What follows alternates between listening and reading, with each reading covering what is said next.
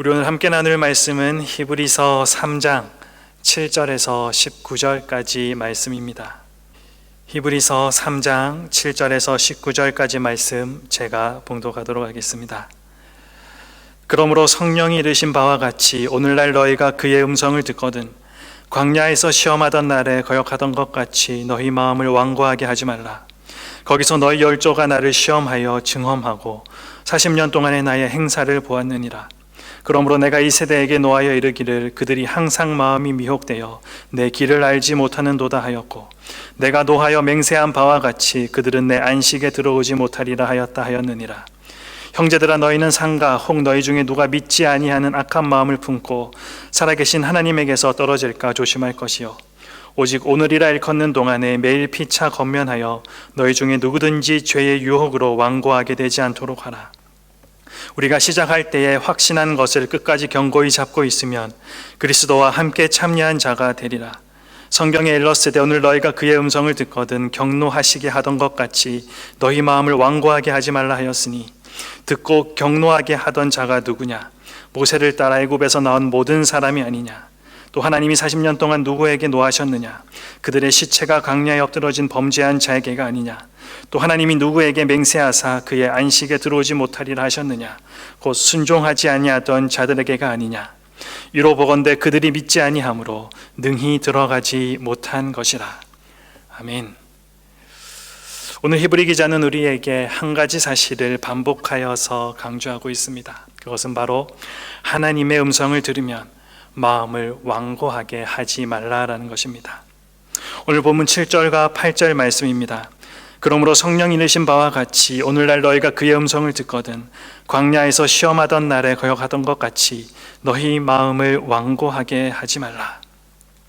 이 완고하게 하지 말라라는 표현은 오늘 본문 13절과 15절에서도 두 번이나 더 반복해서 나오고 있습니다.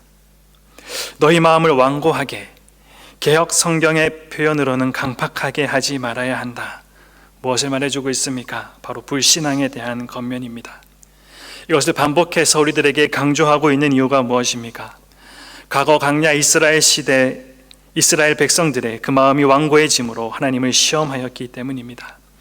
그리고 현재 히브리 성도들이 이러한 위험에 노출되어 있다는 사실을 감지했기 때문입니다. 그리고 미래의 독자들, 즉 오늘날 이 말씀을 듣는 저와 여러분의 삶 또한 그러한 위험에 늘 노출되어 있기 때문에 그렇습니다. 그렇다면 우리는 오늘 이 히브리 기자가 반복해서 권면하고 있는 마음을 완고하게 하지 말아야 한다라는 이 말씀을 우리는 주의 깊게 보아야 합니다. 먼저 우리는 이 완고하다라는 단어의 뜻이 무엇인지 알아야 할 것입니다. 완고하다라는 것은 일반적으로 딱딱하게 굳어지다, 완고해지다라는 뜻을 가지고 있습니다. 특별히 오늘 본문의 표현은 시편 95편 8절에서 이스라엘 백성을 향한 다윗의 경고를 인용하고 있는 것으로서 완고하고 고집이 세어서 하나님의 인도하심이나 성령의 인도에 대해 무감각했던 이스라엘의 마음의 상태를 나타내는 의미로 사용되고 있습니다. 바울은 좀 더 극단적으로 이 표현을 내버렸다라는 표현까지 사용하고 있습니다. 로마서 1장 24절에 보면 하나님께서 그들의 마음의 정욕대로 더러움에 내버려 두사 그들의 몸을 서로 욕되게 하셨으니 라는 말씀이 있습니다. 하나님은 계속 외면하고 그 말씀에 거역하는 자들을 내버리셨다라는 것입니다. 그 무섭고 비참한 상태에 빠졌던 성경 속에 인물들이 있습니다. 그중 한 사람이 출애굽 당시 바로 왕입니다. 모세가 바로 왕에게 하나님의 뜻을 따라 말했을 때 그는 모세의 말을 거부했습니다. 바로 왕이 이스라엘을 내어보내기를 거부한 것은 바로 그의 마음이 굳어져 있었기 때문입니다. 출애굽기 7장 3절 말씀입니다. 내가 바로의 마음을 완악하게 하고, 바로 왕이 마음에 하나님 두기를 싫어하므로 하나님은 그의 마음을 상실한 마음대로 내버려 두사 바로 왕의 마음이 완악해지게 하셨던 것입니다. 그리고 출애굽한 이스라엘 백성들 또한 약속의 땅 가나안에 이르기까지 40년 동안 항상 완고한 마음으로 하나님 음성 듣기를 거부하였습니다. 그들은 길을 닫아두었고 불신하고 불순종하며 회개하지도 않았습니다. 그런 이스라엘을 향한 우리 하나님의 한탄을 이사야가 이렇게 기록하고 있습니다. 하늘이여 들으라, 땅이여 귀를 기울이라. 여호와께서 말씀하시기를 내가 자식을 양육하였거늘 그들이 나를 거역하였도다. 소는 그 임자를 알고 나귀는 주인의 구유를 알건만은 이스라엘은 알지 못하고 나의 백성은 깨닫지 못하는도다 하셨도다. 저와 여러분의 모습은 어떻습니까? 주님의 음성 앞에 우리의 마음을 늘 활짝 열어놓고 계십니까? 아니면 우리 안에도 하나님의 음성을 듣지 못하도록 하는 쓴뿌리들과 영적 게으름들로 가득 차 있지는 않습니까? 우리의 마음을 완고하게 하고 있다면 우리에게서는 아무런 선한 역사를 기대할 수가 없습니다. 로마서 1장 28절의 말씀입니다. 또한 그들이 마음에 하나님 두기를 싫어하며 하나님께서 그들을 그 상실한 마음대로 내버려 두사 합당하지 못한 일을 하게 하셨으니. 그리고 오늘 본문 11절 말씀에도 내가 노하여 맹세한 바와 같이 그들은 내 안식에 들어오지 못하리라 하였다 하였느니라. 하나님께서는 당신의 음성 앞에 마음을 완고하게 하는 자들을 멸망당하도록 내버려 두시기 때문입니다. 그러면 어떠한 방법으로 이 완고하게 됨을 면할 수 있겠습니까? 오늘 본문을 살펴보면 의미 있는 표현이 하나 등장하고 있습니다. 바로 본문 13절의 말씀입니다. 오직 오늘이라 일컫는 동안에 매일 피차 건면하여. 많은 신학자들은 이 본문을 이런 뜻으로 해석하고 있습니다. 오직 오늘이라 불리울 수 있는 기간이 계속되는 동안에. 무엇을 말해주고 있습니까? 우리가 사는 세상은 영원한 것이 아니라 제한적이라는 것입니다. 우리는 과거, 현재, 미래라는 것으로 시간을 구별하여 사용하고 있습니다. 과거는 현재가 지나온 발자취고 미래는 현재가 앞으로 나아가야 할 시간입니다.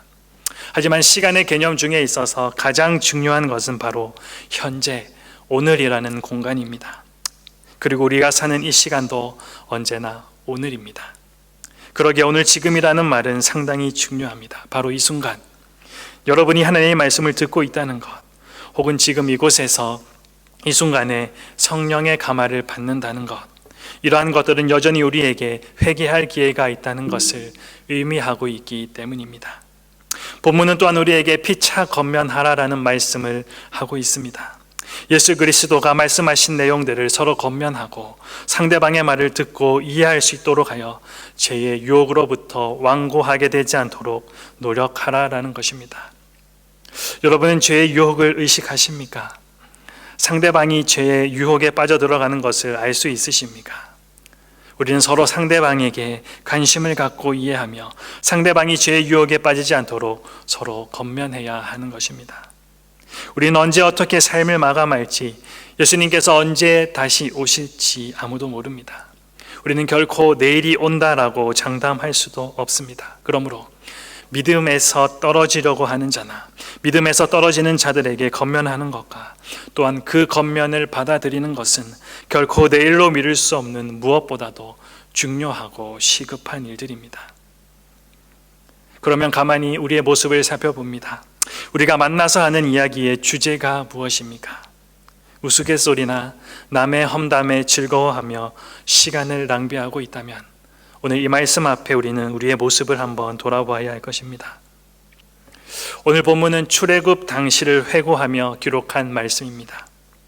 이스라엘 백성은 모세가 행하는 많은 기적 속에서 생활했습니다. 모든 이스라엘 백성들을 종의 생활에서 해방시키기 위해 바로 왕에게 행한 10가지 이적의 죄악과 홍해를 가르고 또 반석에서 샘물이 솟으며 만나와 메추라기를 줍는 등 이루 헤아릴 수 없는 많은 사건들이 그들의 주위에서 늘 일어나고 있었습니다. 그런데도 그들은 항상 하나님을 원망하였습니다. 하나님의 구체적인 말씀을 듣고 부딪히고 눈앞에서 목격하고 경험했으면서도 하나님께 순종하지 않다가 결국 심판을 받게 된 것입니다. 오늘 본문 11절이 증거합니다. 내가 노하여 맹세한 바와 같이 그들은 내 안식에 들어오지 못하리라 하였다 하였느니라. 하나님을 이처럼 경노하게 만들었던 자들이 누구입니까? 본문 16절입니다. 듣고 경노하게 하던 자가 누구냐? 모세를 따라 애굽에서 나온 모든 사람이 아니냐? 히브리서 3장 16절에 이와 같이 기록하고 있습니다. 그들은 바로 모세의 인도로 애굽 땅에서 탈출한 이스라엘 사람들이었습니다.